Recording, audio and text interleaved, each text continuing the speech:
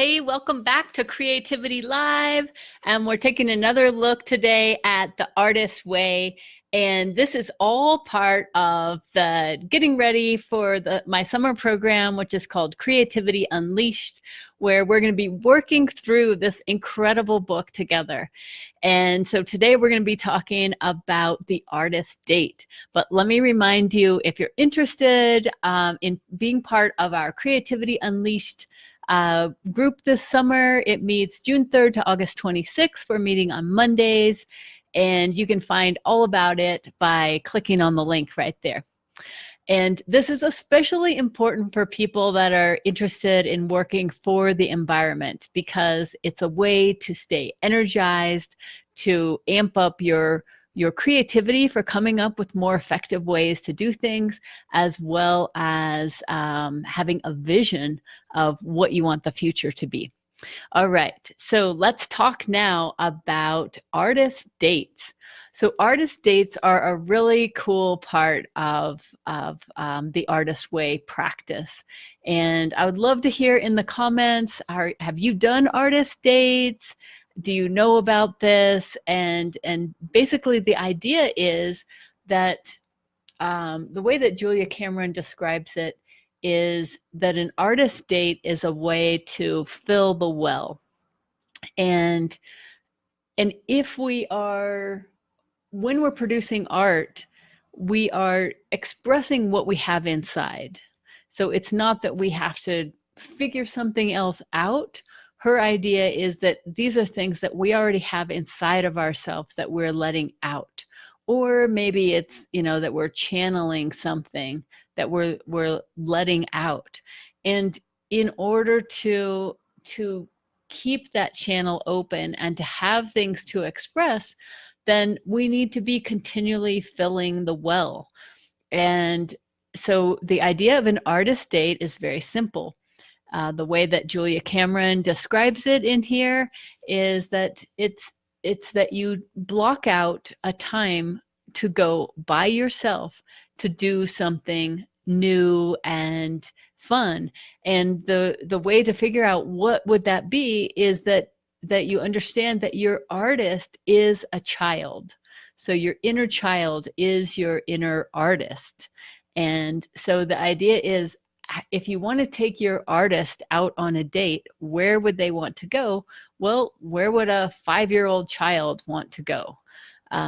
Or, what's something that you feel that would be really excite you as a little kid, feeling that same kind of excitement?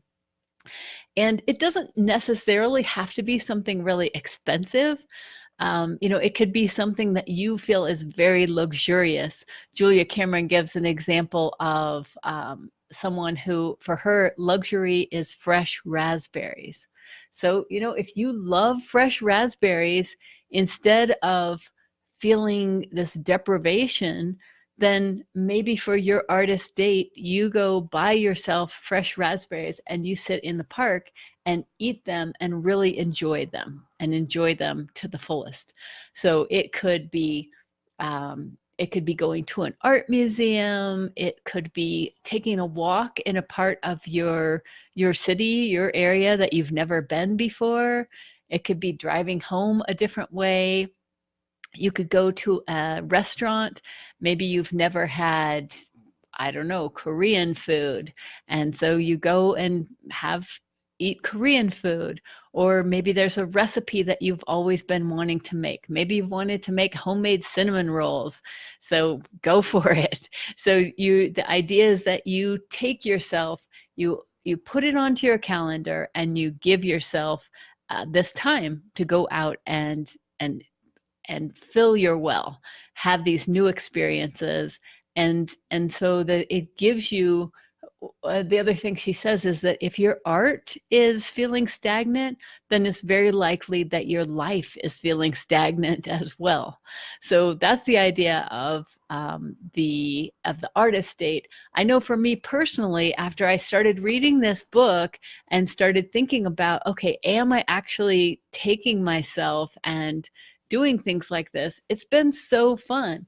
And it really helps you feel like you're living a life of adventure. Some of the things that I've done is, like, I was waiting for an appointment and I had 5 or 10 minutes and I saw Pier 1 Imports, and I just walked into the store and looked around. And, it can be that easy. I remember going to Pier 1 Imports as a teenager, I guess, somewhere around that age, and just being amazed at all the different designs and colors and textures, and like statues of Buddha and different weavings from different countries. So it could be something as simple as that. What's some other stuff I've been doing? Oh, so like this painting up here, the Van Gogh-ish one, that's something that I did. I started taking a painting class with my daughter, and just going for 2 hours a week and giving myself that time to paint is just this huge luxury.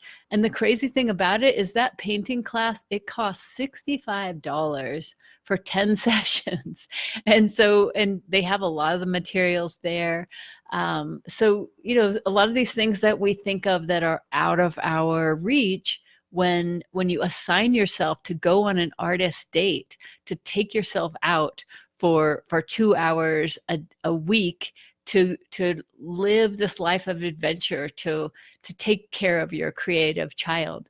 The other thing that I've been doing a lot more is spending a little bit more on going out for Indian food. And I find ways to do it that's not hugely expensive, that break my budget, but like going for the buffet lunch for Indian food. That's one of those things I just really, really love. And I'm not that great of a cook at making all of it. But so taking myself out for Indian food. And the other interesting thing about the artist date is that you have to go alone. So although I said I'm doing the painting class with my daughter, so maybe that doesn't count.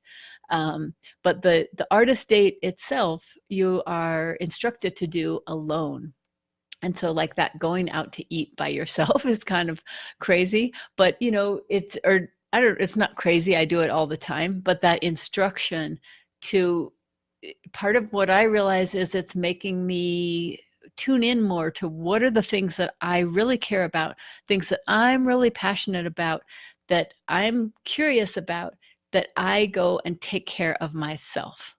And so the artist date is a very fun thing. And it's also kind of hard to fit it into your week. I mean, there's a lot of objections to doing it, but a very worthwhile thing to invest just 2 hours of your week to doing something fun.